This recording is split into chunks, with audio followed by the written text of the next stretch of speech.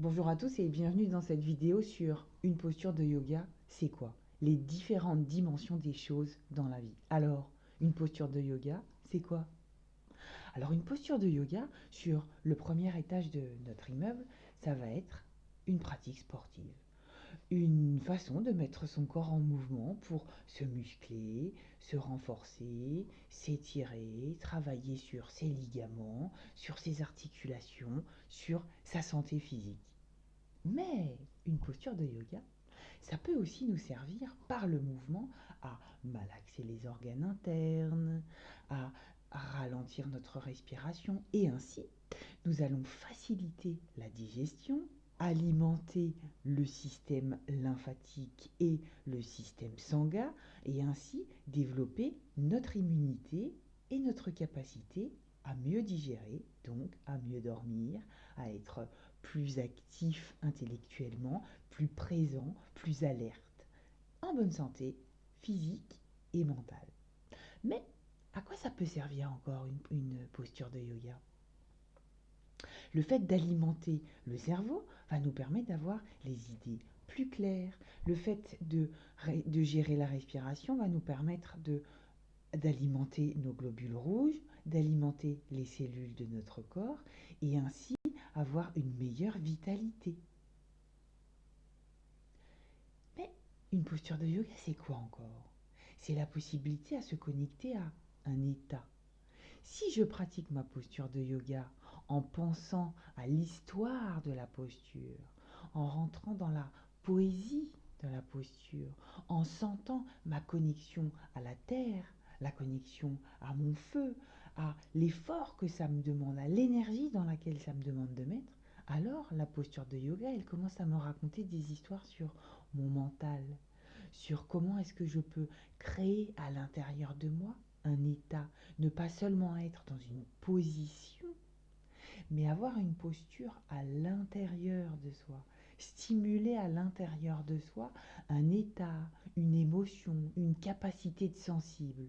Ça aussi, ça nous permet de rentrer dans ce que c'est que la pratique du yoga, être en unité corps, cœur et esprit. Et puis grimpons à cet étage où tout devient énergie. Si nous considérons la façon de comprendre le corps et les corps dans l'Inde et dans la culture du yoga, alors on est connecté à ce système énergétique de chakras et de nadis, les nadis étant les petits tuyaux d'énergie qui relient les chakras, les grands carrefours énergétiques à l'intérieur de soi. Ainsi, une posture de yoga, selon si elle renforce ou si elle étire, elle va venir nourrir, nettoyer, renforcer, énergétiser les canaux d'énergie, justement, les nadis.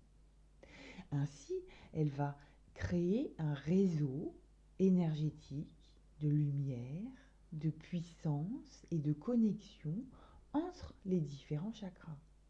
Alors, ça va jouer sur la bonne santé, mais ça va jouer aussi sur l'équilibre, sur certaines capacités que nous avons à l'intérieur de nous.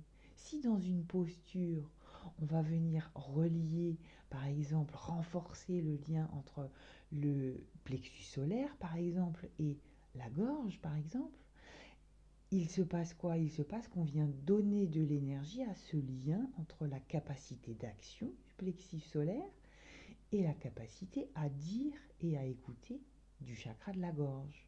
Donc on va venir alimenter la partie de nous qui est capable de mettre de l'énergie dans la verbalisation, par exemple. Donc la posture de yoga peut nous servir à nous transformer mentalement, à transformer notre être. Et enfin, si on grimpe encore à un autre étage, la posture de yoga, c'est un espace de régénération, c'est une transe. Passons à cet étage où tout est énergie et surtout je ne décide plus avec mon mental. C'est la posture qui rentre à l'intérieur de moi et qui se fait par le biais de mon corps physique. Rappelons-nous que la posture de yoga à l'origine est issue de la transe des maîtres.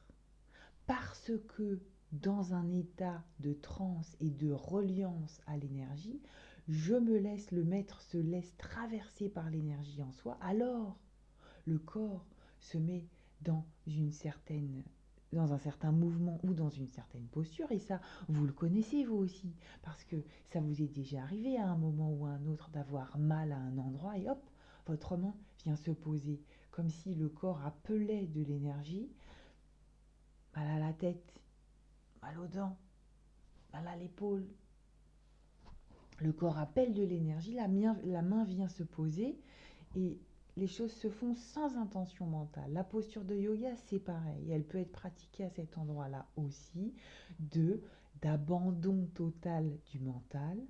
Et du coup, le corps se met à bouger et se régule par lui-même. Et du coup, la posture de yoga devient une façon de se soigner. C'est le mouvement médecine. C'est Shiva Dancer qui crée le monde par la danse de l'intuition, par la danse de la canalisation, sans plus aucune intention mentale ou intentionnelle. Et par là alors, le corps se met à bouger, le corps se met à se réguler, à s'autonomiser et devient son propre médecin. Voilà.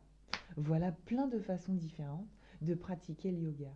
Et à partir du moment où j'accepte de rentrer dans cette pratique sportive du premier étage, alors je peux commencer à libérer, à énergétiser, à donner de la puissance, de l'énergie et de la fluidité à tous les canaux et toutes les dimensions de la posture, de la façon de pratiquer la posture peuvent se mettre à respirer. Alors l'invitation, c'est pas de pratiquer d'une façon ou d'une autre, mais de pratiquer sur toutes les dimensions et de faire respirer votre yoga dans tous les états de conscience, dans toutes les façons d'aborder le yoga, dans toutes les façons de rentrer dans votre sensible.